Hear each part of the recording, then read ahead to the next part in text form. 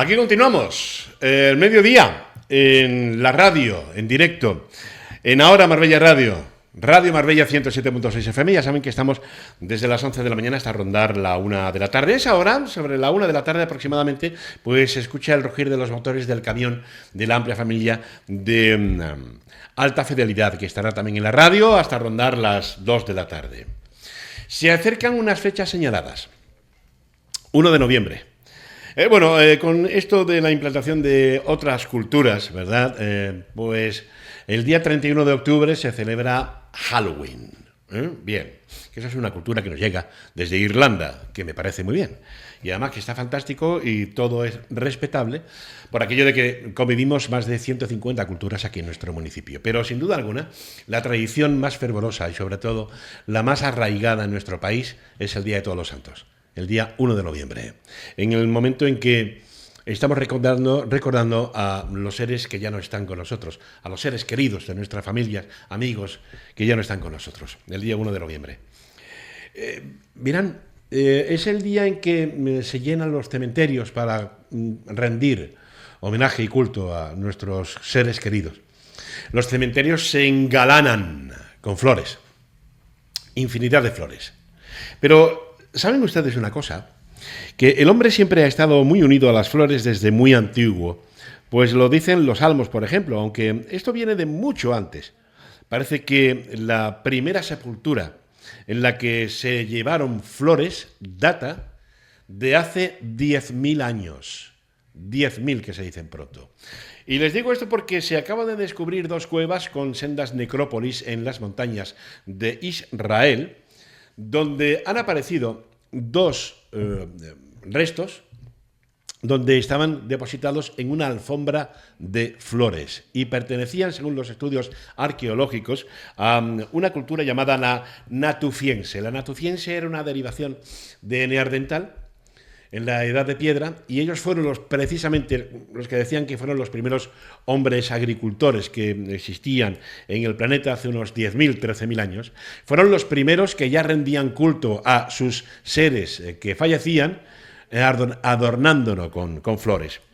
Bueno, pues el 1 de noviembre es uno de los días más señalados del calendario con un importante peso emocional. Por eso, para honrar el recuerdo, elegir flores resistentes para todos los santos se postula como la mejor forma de alargar la vida de nuestra composición floral. Y qué mejor que hablar con un experto de composición floral como es Dani Lima, que está pues al otro lado de videollamada. Querido amigo Dani, buenos días.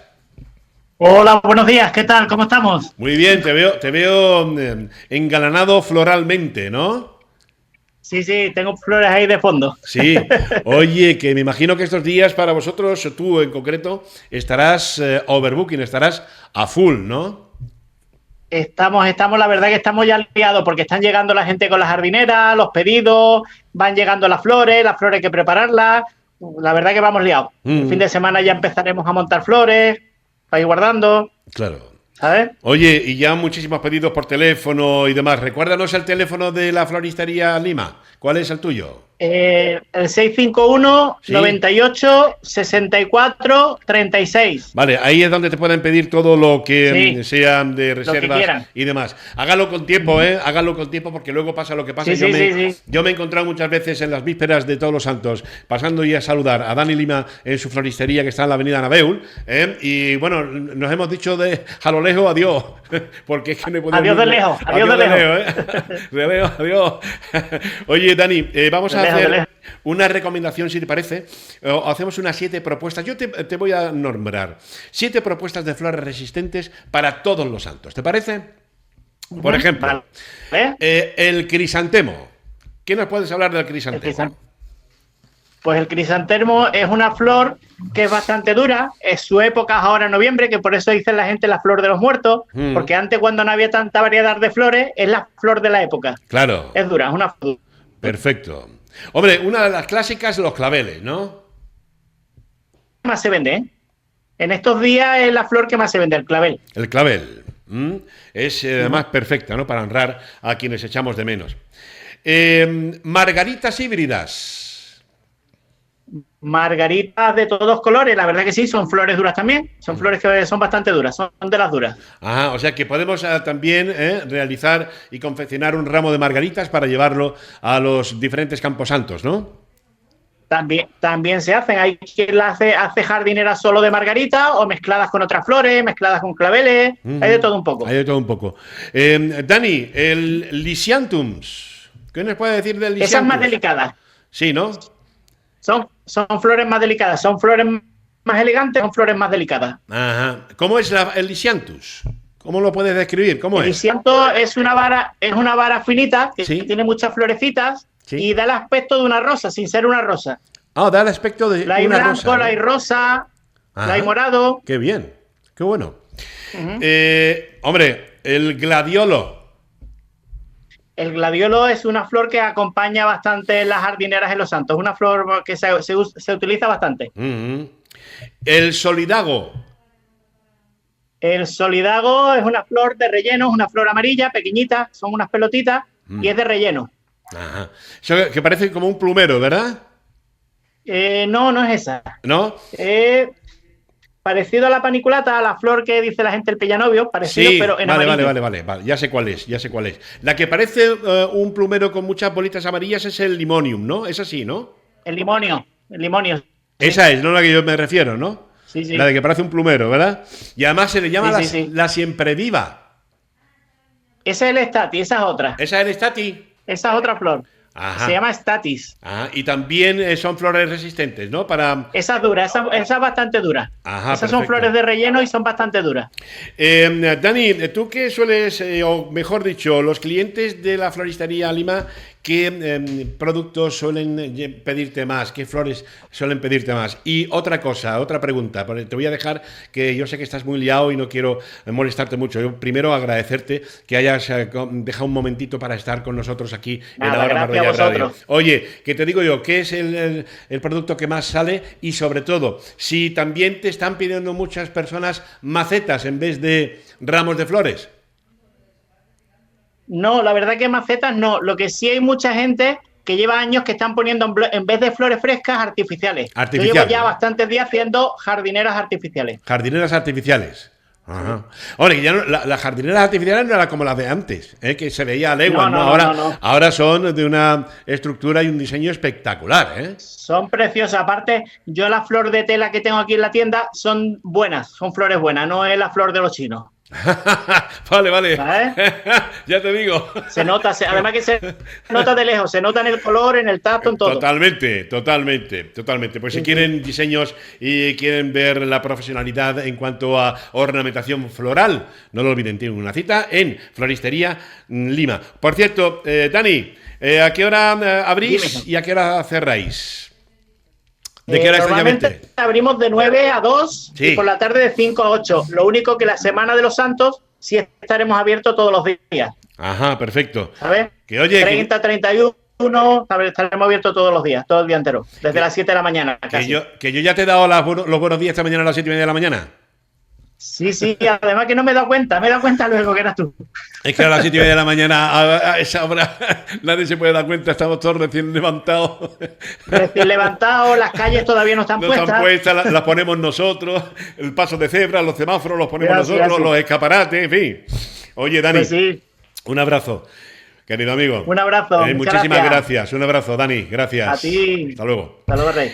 Pues nada, ya lo ven. Dani Lima, todo un profesional, sin duda alguna, de los ornamentos florales. Y qué mejor que él, experto a la hora de recomendarnos algunas de las propuestas de flores resistentes para todos los santos en nuestros campos santos y así honrar a nuestros seres queridos. Crisantemo, el clavel de toda la vida. Clavel. Un rojo clave, un clave.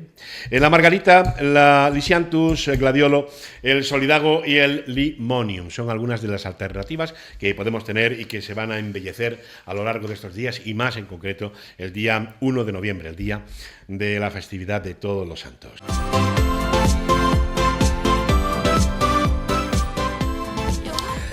Las 12:13, así se vive la radio en directo en la mañana de este martes 22 de octubre, Ahora Marbella Radio, en Radio Marbella, 107.6 FM. Hoy es martes y como tal abrimos las puertas de una sección, nuestra sección, y además con un título que ya me lo han dicho muy original y que les gusta mucho a los espectadores y a los oyentes cada vez que llega el martes, de la mano de nuestra compañera, de nuestra amiga Kesia Disaya. Es la sección de Sin duda no cabe duda, ¿eh? Y además, como cada martes, Kesia nos trae a un profesional del universo de la jurisprudencia y hoy tenemos aquí con nosotros. La semana pasada fue en videollamada, pero este martes está aquí con nosotros.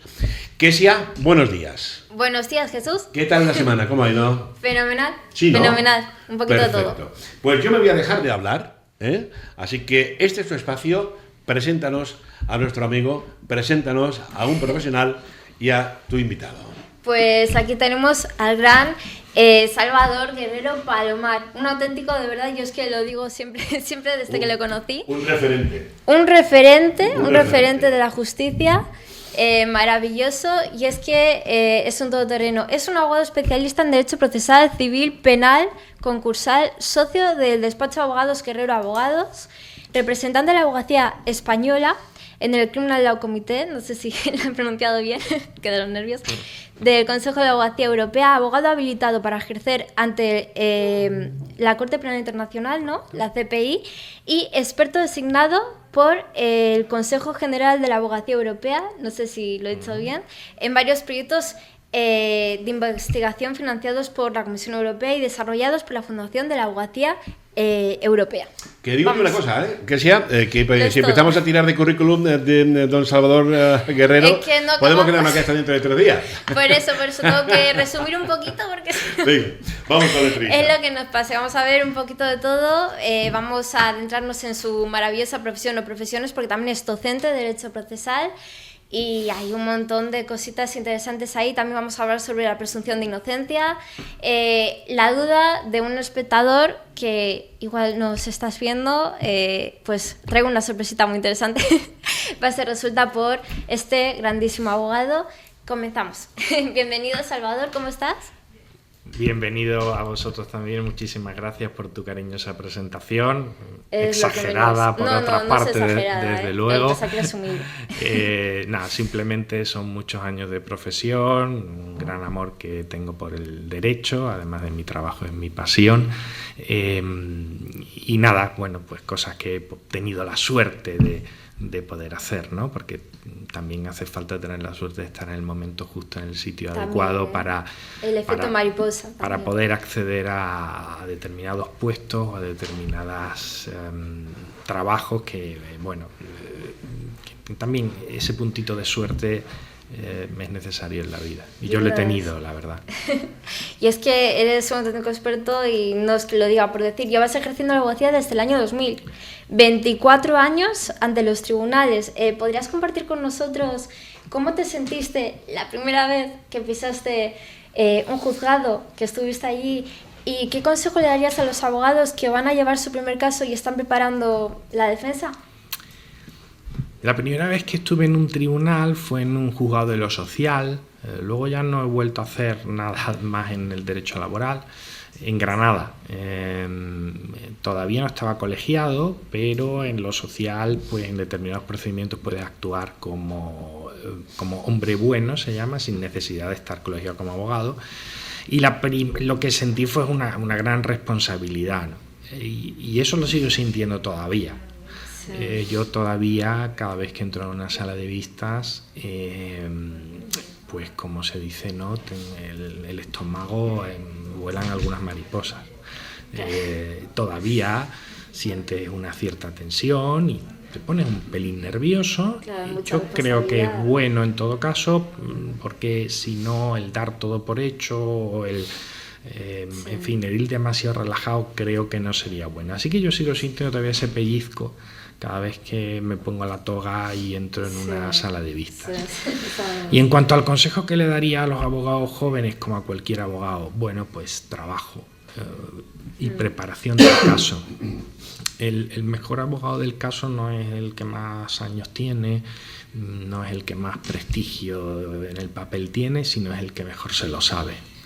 El que mejor se lo ha estudiado, el que mejor conoce la prueba, el que más ha reflexionado sobre los interrogatorios, el que mejor se lo ha preparado, es el que tiene más posibilidades de llevarse el gato al agua. Así que mi consejo es trabajo y preparación. Estudiar, experiencia, igual también conocer bastante, hablar bastante, ¿no? con el cliente. Por supuesto, la interacción con el cliente es fundamental, ¿no? Sobre todo para que luego en el juicio no te lleves ninguna sorpresa. Claro, que a veces puede pasar, ¿no? Por supuesto, y pasa muchas veces que el cliente a veces pues te oculta cosas, ¿no? Claro. Que luego salen y te quedas un poco en shock. ¿Por qué has dicho eso, no? Claro, claro, así que sí, mucha comunicación con el cliente, estudio y preparación del caso.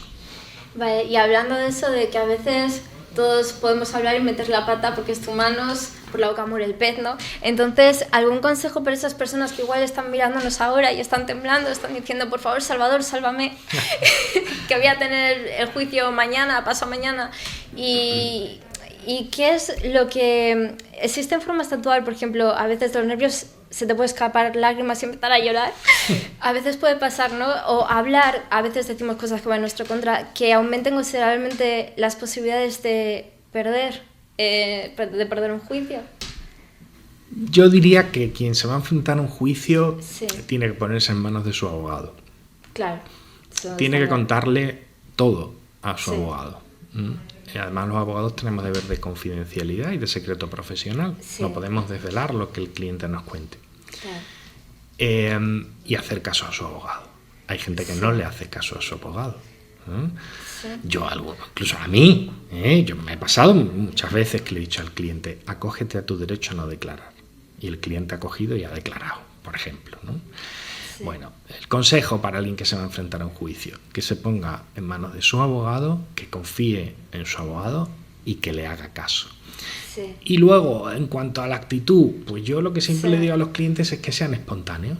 Que si les sale llorar, que llore. Que si les sale llorar, que llore. Que a veces no se puede uno controlar. Que si les sale rabia controlada, que les salga. Claro. Que si les sale, por supuesto, siempre guardando el respeto. Claro. No solo al tribunal, que eso es normal que se lo guarden, sino al abogado contrario o a la parte contraria que le está preguntando, pero que sean espontáneos, que sean ellos mismos. Y que las emociones, si tienen que salir, que salgan, porque los jueces son también personas, son también humanos. Claro. Y para la credibilidad de un testimonio es importante también pues que ese testimonio sea fiable, sea creíble, que no parezca encorsetado, que no parezca preparado. Que sea espontáneo. Entonces, que sea espontáneo. Lo que nos recomendarías para hacer es sobre todo espontaneidad, siguiendo los consejos de tu abogado, claro, por supuesto. Que a veces ser demasiado espontáneo, por supuesto. Si unas pautas te puede llevar. Pero siguiendo los consejos de tu abogado, ser espontáneo. Ser espontáneo. Totalmente. Y bueno, recientemente has publicado un artículo muy interesante sobre la presunción de inocencia, ¿no? En la Revista General de Derecho Procesal. ¿Podrías hablarnos sobre el tema? Bueno, somos considerados inocentes hasta que se pruebe lo contrario. Podría hablaros mucho sobre el tema, sí. La presunción de inocencia es desde hace varios años varios años es lo que estoy investigando y he publicado pues varios artículos científicos sobre esto en revistas del gremio, ¿no? Bueno, todo el mundo habla de la presunción de inocencia, ¿verdad? Lo que ocurre es que no todo el mundo sabe exactamente qué significa. Los contornos, los límites de la presunción de inocencia todavía no están completamente definidos, ¿no? Todos somos inocentes hasta que no se demuestre lo contrario. Bien, pero esto, ¿qué significa realmente? Claro. ¿Qué relevancia, qué implicaciones reales tiene en el proceso y fuera del proceso? Y a todo esto, pues llevo varios años tratando de profundizar sobre el tema, ¿no? Una de las cosas que os diría es que hay una directiva europea del año 2016 sobre presunción de inocencia que establece que los Estados miembros tendrán que velar porque las autoridades públicas no hagan declaraciones en los medios refiriéndose a personas que aún son inocentes como culpables. Claro. Refiriéndose a personas que están investigadas en un proceso penal, pero que todavía no han sido condenadas como culpables. Eso lo prohíbe la Directiva 2016-343 del 9 de marzo. y me parece que es público y notorio que eso se incumple día sí, día también por todas las autoridades públicas que hablan sobre casos judiciales en marcha. Sí, totalmente. Es evidente. Sí, de hecho, uno es considerado inocente hasta que haya una sentencia firme, ¿no? Hasta que haya una sentencia firme después de un juicio público y con todas las garantías, donde haya podido ser oído y donde su culpabilidad haya quedado demostrada más allá de toda duda razonable. Y hasta ese momento, esa persona es inocente, debe ser tratada como inocente tanto dentro del propio proceso como fuera del propio proceso penal. Muy interesante, muy interesante. Y volvemos a los consejos en los juicios, que es que me interesan muchísimo y yo creo que a todos también. Como futura abogada que es. Sí, me interesa muchísimo, muchísimo. Si en un juicio el aperto contrario hiciese una pregunta con la intención, que a veces pasa, ¿no?, de tergiversar la realidad para ganar el juicio, y claro, nos hallásemos para como males muertos de nervios, ¿no? O sea, se presume que muy nerviosos porque es nuestro primer juicio. ¿Podrías compartir alguna recomendación? ¿Qué es lo que no debemos hacer y qué debemos hacer ahí para no conseguir que consiga su fin de tergiversar esa realidad y perdamos el juicio? En principio, si la pregunta es capciosa o sugestiva o improcedente, el juez deberá declararla impertinente. Si el juez nada declara impertinente, la parte contraria a quien ha hecho la pregunta puede interrumpir y pedirle a su señoría que reconsidere si la pregunta es pertinente o no es pertinente. Claro. Si al final resulta que ni el juez la declara pertinente y a pesar de la protesta del abogado contrario sigue declarándola pertinente y uno tiene que contestarla, bueno, pues depende. Si uno es un acusado o una parte, o sea, un acusado en un proceso penal o un investigado, pues tienes derecho a no contestarla. Incluso ese derecho a no contestar, a guardar silencio, a no autoincriminarse, a veces se traduce en incluso el derecho a mentir. Y si eres un testigo tienes que decir la verdad. Bueno, tendrás que contestar a la pregunta.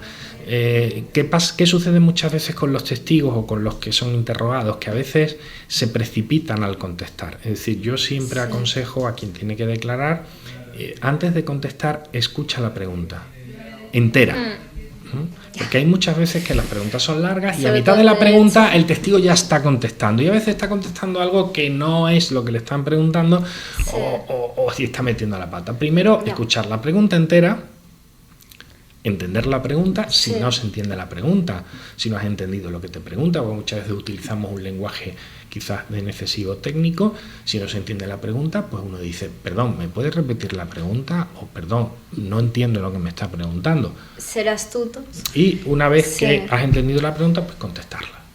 Totalmente. Es que a veces igual te pueden hacer una pregunta como no abriste la puerta aquel día, por ejemplo, los que tienen menores, que, o sea, la custodia compartida, que se tienen que ver, y resulta que estaban, no llamaron a la puerta.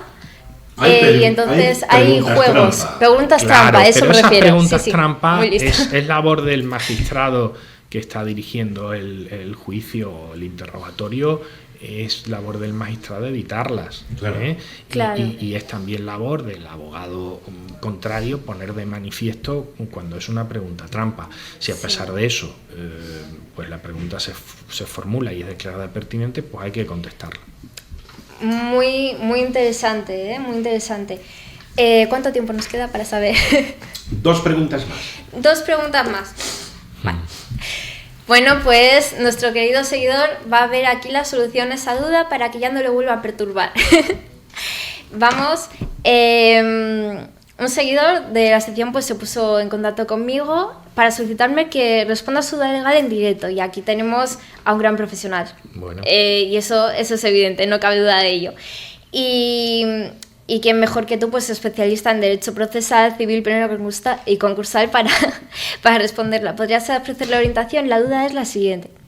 ¿Qué sucede cuando el excónyuge incumple una estipulación presente en la sentencia de divorcio? ¿Qué pasos tiene que dar la parte afectada para que cumpla con lo estipulado en la sentencia? Instar la ejecución de la sentencia ante el mismo juzgado que la dictó. Cuando hay un incumplimiento en el régimen de visitas o hay un incumplimiento en el pago de la pensión alimenticia o compensatoria, lo primero hay que dirigirse al juzgado civil que dictó la sentencia y pedir que ejecute forzosamente esa sentencia. Sí. Incluso se puede acudir a la vía penal si lo que se ha incumplido es el pago de las pensiones compensatorias o alimenticias. Lo que ocurre es que la justicia es lenta. Y claro, si se incumple el régimen de visita de que este viernes pues mi ex no me entrega a mis hijos, pues yo hasta el lunes no puedo ir al juzgado civil a instar una ejecución. Esa ejecución tarda en incoarse varias semanas y tarda en haber una decisión. Esa decisión ya no puede volver al pasado, es decir, ese fin de semana ya te lo han quitado, con lo cual la ejecución lo que puede derivar es a una modificación del régimen de visita, en el sentido de pues dar más visitas al cónyuge que las perdió en aquel momento, o incluso pasar a una custodia compartida, o en fin, ya dependiendo del caso. Pero lo cierto es que la justicia es lenta y las soluciones en teoría están ahí, pero en la práctica son bastante deficientes. Totalmente. Y decías que se podía ir, ¿cuándo se va por lo civil y cuándo se va por lo penal? Por lo penal era... Por lo penal hay un delito que se llama el abandono de familia, que es el incumplimiento de los deberes en el convenio. Básicamente nos referimos a los deberes económicos. Sí. Cuando una persona durante 2 meses consecutivos o 2 meses o alternativos deja de pasar la pensión compensatoria o la pensión alimenticia, pues puede estar cometiendo ese delito y se le puede perseguir penalmente.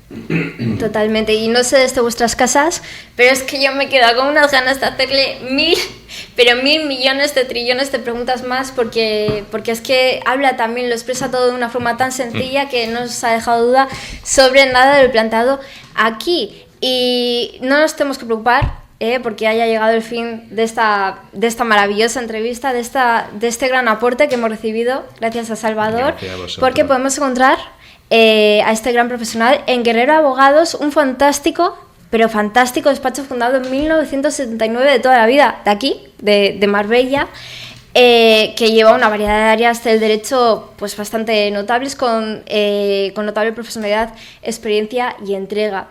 Por cierto, ¿cómo surgió el despacho? Y háblanos, ¿quién es su fundador?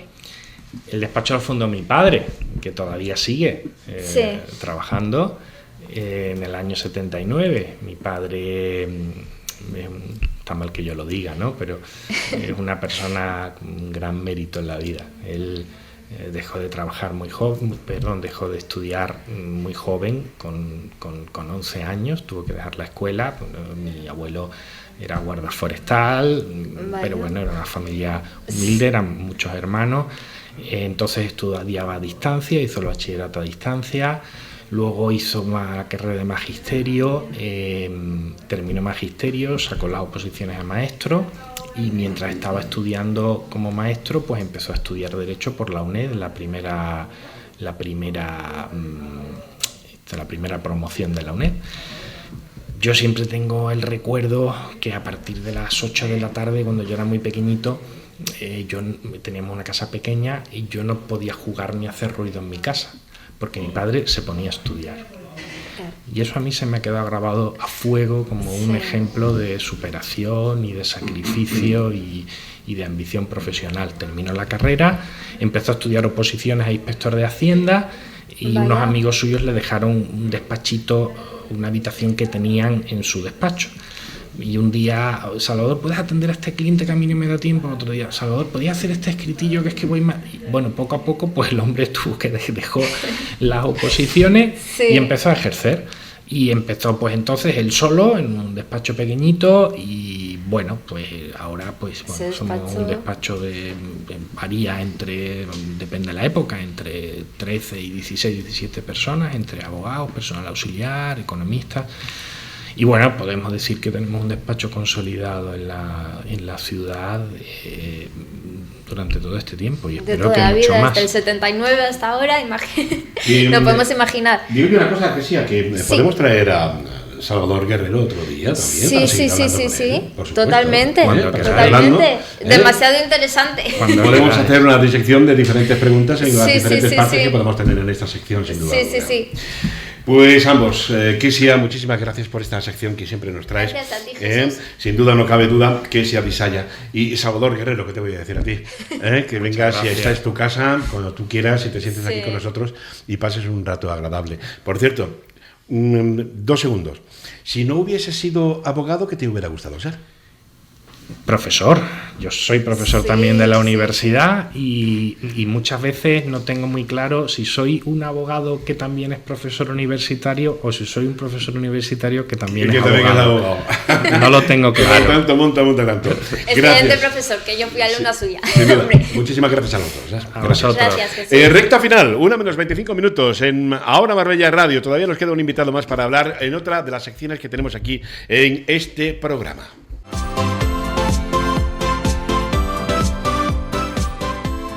Aquí estamos en la recta final de Ahora Marbella Radio. Radio Marbella 107.6 FM de 11 a 1 de la tarde. 2 horas de radio en directo, donde ya este programa no solo se escucha, sino que también se puede ver a través de streaming en la página web de Radio Televisión Marbella, en el canal YouTube de Radio Televisión Marbella y, como no, en el amplio resumen que le ofrecemos a lo largo de la programación en Televisión Marbella. En esta recta final del programa, hoy hemos querido titular esta sección que ya se va a quedar con nosotros durante un tiempo y hemos querido rendir un homenaje, yo creo que a la figura y sobre todo al título de su programa, que creo que con él crecimos y nos ofreció en sus diferentes capítulos, creo que el amor absoluto a la naturaleza, al medio ambiente, a todo lo que es el entorno, a cómo amar, a cómo respetar al ser vivo, porque no solo los hombres, los seres humanos, somos los dueños del planeta, ni muchísimo menos, aunque muchos crean que sí. Hemos querido, pues titular esta sección El hombre y la tierra, que mejor, ¿no?, para Félix Rodríguez de la Fuente. Don Juan Caracuel, buenos días. Muy buenos días. Miembro de SEO BirdLife, de la Sociedad Española de Ornitología. Te voy a contar una cosa que seguro lo sabes. Sí, porque tú habrás recibido la revista como socio de SEO y habrás leído la entrevista. Miren, Ian Gibson es uno de los mejores humanistas, uno de los humanistas más importantes de la historia contemporánea de España. Ian Gibson. Ian Gibson ha sido el responsable de escribir la biografía de, obviamente, Federico García Lorca, es uno de los máximos expertos en la obra lorquiana, de Salvador Dalí, de Luis Buñuel, ha escrito la biografía de Antonio Machado y también ha escrito 2 libros, 2 obras sobre la Guerra Civil Española y el glorioso movimiento nacional, después de la Guerra Civil. Lo que no sabíamos es que este gran humanista universal es un gran ornitólogo. Ian Gibson ha dicho en una entrevista que publicaba precisamente la revista vuestra, la que recibís, Aves y Naturaleza. Aves y Naturaleza, sí. Ha publicado una entrevista fantástica y ha dicho Ian Gibson: hasta aquí he dejado de escribir más biografías, porque es lo que más estresa en mi vida. Hasta aquí he dejado ya de investigar sobre la historia, de estar siempre en los archivos de documentos de todo el país. No quiero escribir más biografías. Ahora me quiero dedicar solo a coger unos prismáticos y ver todos los pájaros. Irme, no quedarme en mi casa viendo un libro de pájaros. No. Mis prismáticos y al monte. Pues claro. Eso lo ha dicho Ian Gibson. Claro, muy lógico además, es una experiencia... Bueno, ¿qué voy a decir yo? ¿Qué voy a decir yo, verdad? Pero salir al campo, o incluso hay veces que incluso en la propia ciudad, y observar la naturaleza en general, en este caso en particular las aves, pues es una experiencia, vamos, súper reconfortante, ¿no? Oye, qué buen episodio que hicimos en Microclima, representando y presentando a los espectadores las aves urbanas, que a ver las hayas, cuando nos dimos un paseo por la ciudad, claro. ¿Verdad? Aquí nos dimos un paseo por el barrio. Por aquí prácticamente, decir, ¿no? sí, pasamos. Un paseo por el barrio y me enseñaste algo que yo no veía. O sea, me enseñaste cómo ver con el ojo de un ornitólogo, porque es que no tenía ni idea que existían esas especies aquí. Y están aquí con nosotros. Sí, están al lado nuestras. Muchas están en los parques. Los parques son auténticas pequeñas islas de biodiversidad, no solo de aves, de demás cosas también. Pero son pequeñas islas de biodiversidad. Pero es que incluso no hace ni falta eso. En la propia ciudad, en los propios edificios, sí. Cuando es la época de cría, pues todos conocemos a los vencejos, ¿verdad? Y otras aves, gorriones, otro tipo de aves que crían en las mismas construcciones humanas. Así que estamos rodeados de biodiversidad y entre ellas principalmente de aves, principalmente. Pues hablando de aves, Juan, si te parece, hoy vamos a diseccionar vamos a conocer a 3 de las aves quizás más extrañas en el sentido de que, bueno, muy especiales. Si te parece, vamos a hablar de las aves invernales. ¿Por qué? Porque cuando termina el verano, en los países del centro y norte de Europa se produce pues, un éxodo masivo de aves hacia el sur. El motivo principal es la disponibilidad de alimentos, siempre lo hemos dicho, que en circunstancias meteorológicas desfavorables pues, pueden faltar durante semanas, incluso meses. Bien, claro. Hay esas aves invernantes que, como siempre, tenemos en el sistema de movilidad, de migración, como estamos, ¿no? Las 2 migraciones del año, ¿no? De siempre. Claro. El programa anterior hablamos sobre la migración estrictamente y hoy vamos a intentar profundizar un poco en algunas de las aves que se quedan aquí. Que se quedan aquí, en Marbella. Me estoy refiriendo a Marbella. A Marbella. Bueno, a Marbella. Cuando me refiero a Marbella, a todo sí, lo que es supuesto. el entorno mediterráneo del sur, ¿no? Sí, que miramos al cielo y la vemos. Bueno, alguna Casi. es un poco más difícil que otra. Sí, ¿no? Más escurridizada. Alguna, como la que tenemos ahora mismo, creo yo, en pantalla, no. Creo que sí. Por ejemplo, empezamos con el pinzón real. Vamos a empezar por el pinzón real. Esta la he elegido porque es un ave que cría en el norte de Europa y norte de Asia. Aquí no cría, ni de casualidad. Cría en el norte de Europa. Cuando me refiero al norte de Europa me refiero a los países escandinavos, Finlandia, Noruega, Suecia y zona de Rusia. Ahí es donde cría. Pero luego hace, como tú has dicho muy bien, cuando llega ya el otoño hace un éxodo masivo hacia el sur. Porque es una especie que evidentemente allí va a tener problemas, es una especie granívora. Sí. Es un fringílido que se alimenta de semillas. Y por lo tanto, en esa época allí, pues pocas semillas van a quedar. Mira, ahí lo tenemos. Exactamente. Ese no es. ¿Ese cuál? Ese es una curruca capirotada. El pinzón real es otro. Cambiarlo es el primero que habéis puesto antes. Vale, el primero que habíamos puesto antes. Eso es. Vale. Ese, efectivamente, ese sí. Ese es un pájaro que aquí en Marbella, pues mira, hay años que apenas se ven. Hay años que apenas se ven. Yo hay años que paso que no lo veo, no lo detecto. Ya. Otros años se ve en grupitos no demasiado grandes, pero se ve. Por lo tanto, es un pájaro que tiene un comportamiento nómada, incluso ya durante su migración, un comportamiento muy de nomadeo. Sí. Es un poco, depende un poco de las circunstancias. Nosotros siempre, cuando vemos que hace temporales de frío bastante intensos en el norte de España incluso, los esperamos.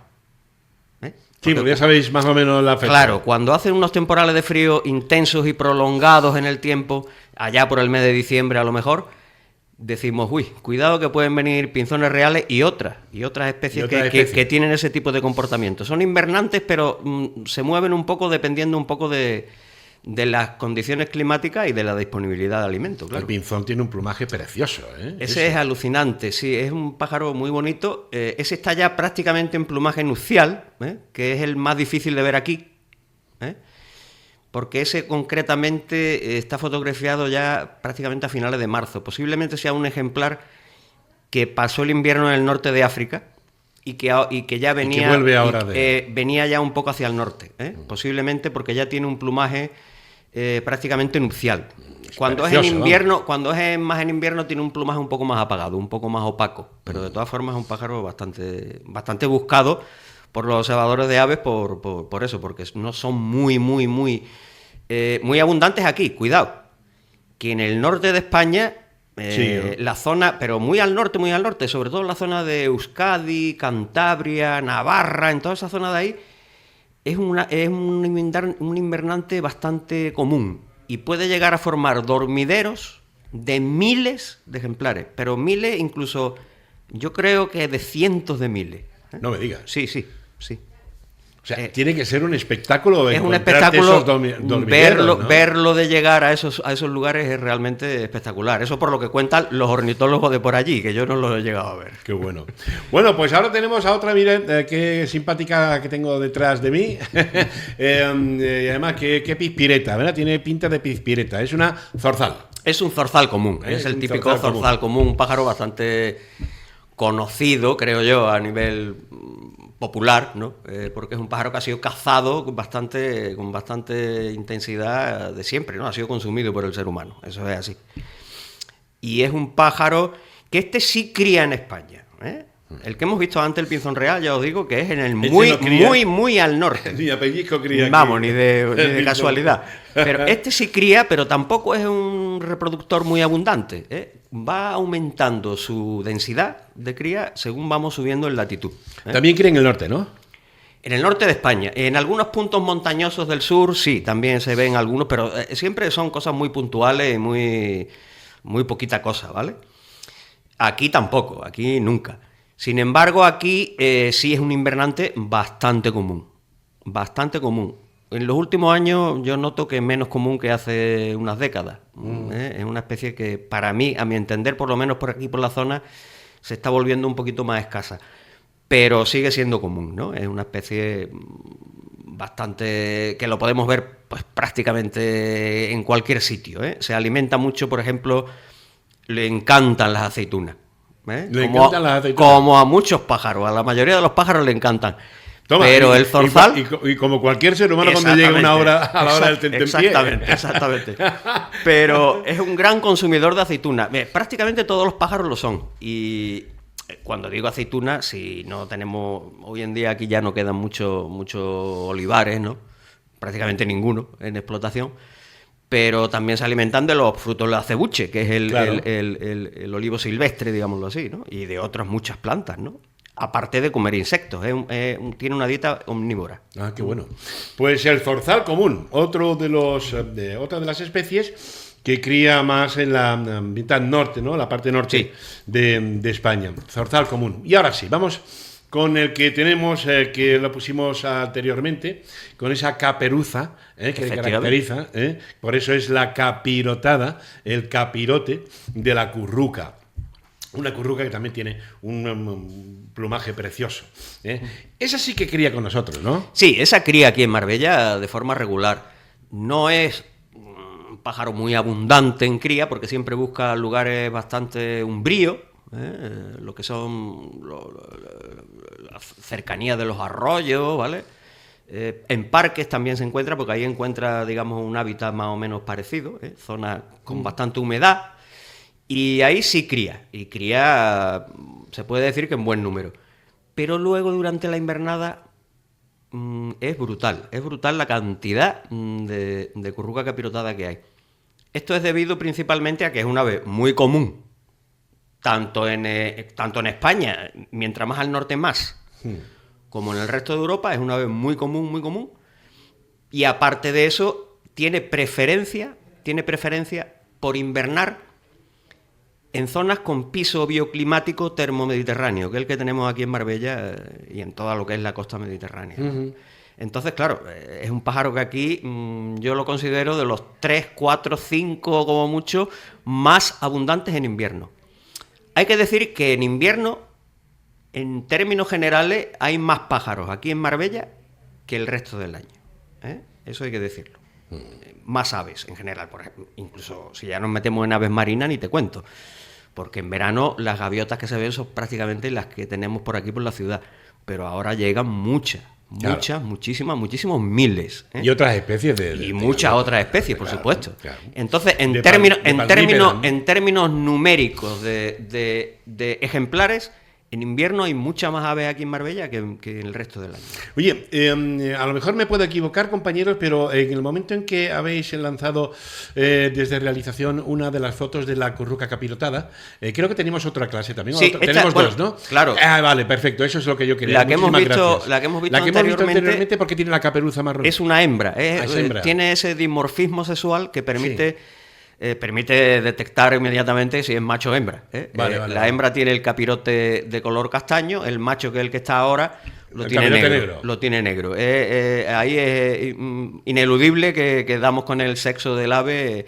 Otra cosa es verla, cuidado. Otra cosa es verla porque es un pájaro que normalmente se suele mover siempre entre las ramas de los árboles, entre los arbustos densos, y no se pone muy a tiro muchas veces, no es fácil de observar. Sin embargo, mucho depredador, precisamente la curruca. Bueno, casi todos los pájaros pequeños tienen depredadores, sí, evidentemente. Este es un pájaro que sí es muy fácil de detectar, más que nada porque siempre, casi continuamente, está emitiendo una nota de contacto, que se llama. Es un chac, que está constantemente emitiendo y que se van contestando unos a otros. Y, por ejemplo, yo recuerdo eso hasta incluso de cuando era niño, que en la Alameda, fijaros en qué lugar más céntrico de Marbella, como estábamos hablando antes, sí. En la Alameda las hay, como se suele decir vulgarmente, a patadas. Está prácticamente plagada de esos animales ahora. Todavía están llegando, todavía estamos a 20 y tantos de octubre, todavía siguen entrando. Y ya te digo, si ocurriera un evento de frío intenso, de aquí a un mes, 2 meses, que durara varios días en el centro norte de España, bajarían muchas más. Sí, ¿no? Eso se nota inmediatamente. En cuanto que hay un evento de eso, hay que estar atento porque se empieza a notar un incremento muy notable, tanto de esta como de otras especies. Sí, o sea que cuando decías las aves, ¿no? Claro, las aves se hacen una migración, tienen una migración, unos patrones de migración que se llama, pero luego ellas intentan no consumir una energía que no les es necesaria. Si ahora se está hablando mucho esto de con el cambio climático, las temperaturas normalmente en el norte están siendo más altas, pues las aves se están quedando un poco más al norte. No hace falta que bajen tanto al sur. Ahí encuentran alimento, ahí lo encuentran todo y no bajan tanto. Pero cuando llega un evento de estos un poco extremo, entonces sí que se nota un aumento espectacular. Ahora que estás hablando sobre el cambio climático y todas las inclemencias que nos estamos encontrando por el tema del calentamiento y demás, esta mañana me he desayunado una noticia que a mí, de verdad, me ha puesto los pelos de punta. Sobre todo por el tema de cómo se comprueba y cómo se está cambiando la climatología y la meteorología en todo el planeta. Científicos noruegos, científicos en Noruega, se han empezado a dar cuenta de que las corrientes del Atlántico están cambiando. Sí, eso es en siglas es la AMOC. La AMOC. La AMOC. Pues se han dado cuenta de que a partir de ya el océano Atlántico está cambiando de... Sí, ya está demostrado científicamente, se están demostrando que hay ya pequeños cambios, pero las previsiones que hacen los científicos son realmente preocupantes porque están hablando de un colapso. Efectivamente. Al cambio de corrientes existen colapsos. Si se produce ese colapso, los escenarios que se plantean son realmente preocupantes, cuando mínimo.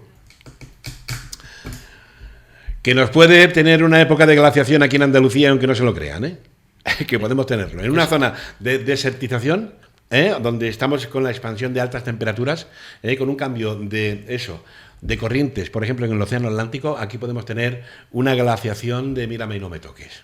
En Andalucía. Sí, y imagínate en el centro y norte de Europa. Imaginaros en el norte y centro de Europa, ¿no? Hoy hemos tenido la oportunidad de conocer 3 de las aves más representativas hibernantes, que a verlas hay muchas. Hay muchas. Ya iremos viendo algunas. Sí, estas 3 principales son las con las que hemos querido abrir en esta sección del hombre y la tierra. Pinzón real, zorzal común y la curruca capirotada. Como siempre, Juan, un placer, querido amigo, tenerte cada martes. Miembro de SEO BirdLife, de la Sociedad Española de Ornitología, BirdLife, aquí en Málaga. ¿Te esperamos el próximo martes? Pues sí. ¿Por qué no? Por favor. Nos vemos. Además, hay una cosa importante que también tiene que decir la audiencia. Y tú, como que ahora mismo estás aportando tu granito de arena, estás ayudando a la Asociación ProDunas también. Sí, eso lo quería decir también, se me iba a pasar. Yo estoy haciendo, como también soy monitor de educación ambiental, claro. Pues ahora mismo estoy colaborando con ProDunas, que está haciendo una gran labor de educación ambiental con los escolares en las zonas dunares, sí. Y también dando charlas en los colegios y tal. Y yo estoy colaborando con ellos y estoy encantado. Oye, ¿cómo está el cordón dunar nuestro? Bueno, lo que queda se intenta mantener en el mejor estado posible, siempre haciendo de vez en cuando pues erradicación de especies invasoras y está lo que queda se intenta conservar lo mejor posible. Bueno, pues que sigamos así y que lo conservemos entre todos, porque esa es una labor y una misión de todos. Conservar nuestro cordón dunar. Juan Caracuel, hasta el próximo martes. Quédate con nosotros que vamos a finalizar este espacio de hoy martes 22 de octubre. Nos hemos quedado sin tiempo. 3 minutos, cruzamos el umbral de la 1 de la tarde. Desde las 11 de la mañana hemos estado con todos ustedes para llevarles la actualidad, la información de todo lo que ocurre debajo de casa y también de alrededor de nuestra casa. Con la producción de Belén Gil, la dirección de Antonio Borrego, nuestras pies y nuestras manos. Ahí están, Carmen Cabrera, Iván Moncholis, Carmen Cabrera, nuestros pies y nuestras manos. ¿Seréis capaces de mostrar los pies? Ya que estamos con los pies y con las manos, ¿seréis capaces? Ahora sí, así sí. Muchísimas gracias, queridos compañeros, de verdad que es un placer hablar con vosotros y sobre todo hacer un programa de radio en directo que no solo se escucha, sino que también se ve. Encantado como siempre, Jesús Jaén, mañana, mismo lugar, misma hora, les espero. Adiós.